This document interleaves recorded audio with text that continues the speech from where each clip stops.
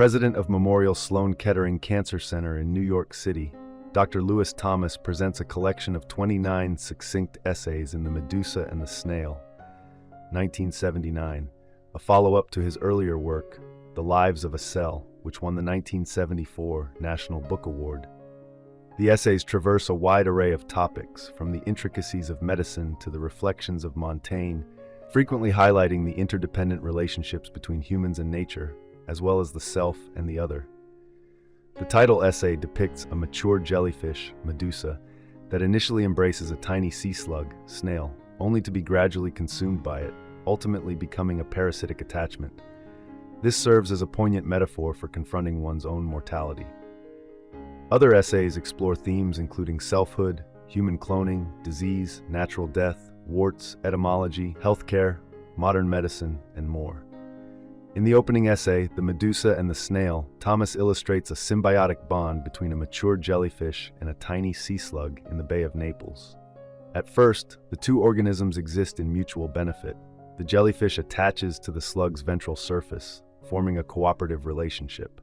Over time, however, the slug slowly consumes the jellyfish until it is reduced to a successfully edited parasite clinging near the slug's mouth. Thomas frames this progression as a mix-up of selfness, moving from mutualism to parasitism, altering the health of both creatures, while using it as a metaphor for the shared uniqueness of nature across macro and microorganisms.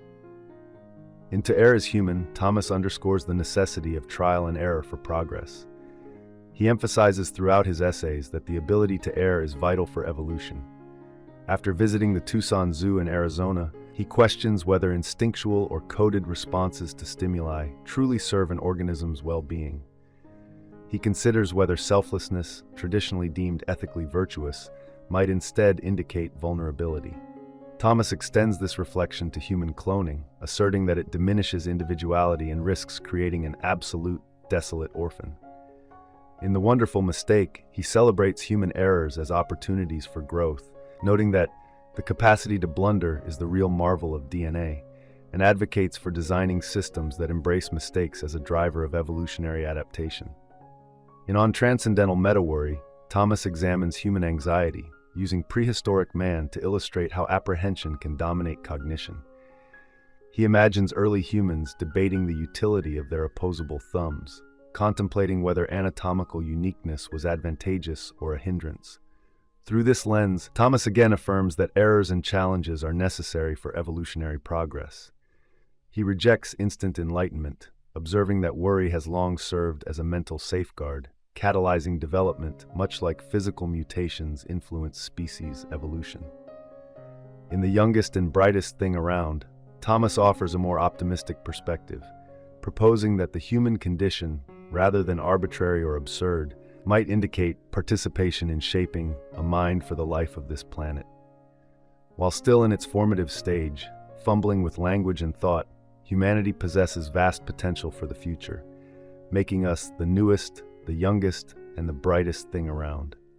In On the Magic of Medicine, Thomas critiques conventional ideas of prolonging life through exercise and breakfast routines, showing with statistical evidence that such thinking constitutes a kind of enhancement, pure magic. Public trust in skeptics being limited, he argues, little has shifted. Only by recognizing these assumptions as mistakes can progress and evolution occur. Other essays wander delightfully through topics such as etymology, punctuation, semicolons, dermatological warts, electronic music, and physician salaries in the 1950s, yet consistently return to the theme that human evolution relies on mistakes, which should be embraced as inherent to the human condition. Dr. Lewis Thomas was a physician, poet, essayist, etymologist, educator, and researcher.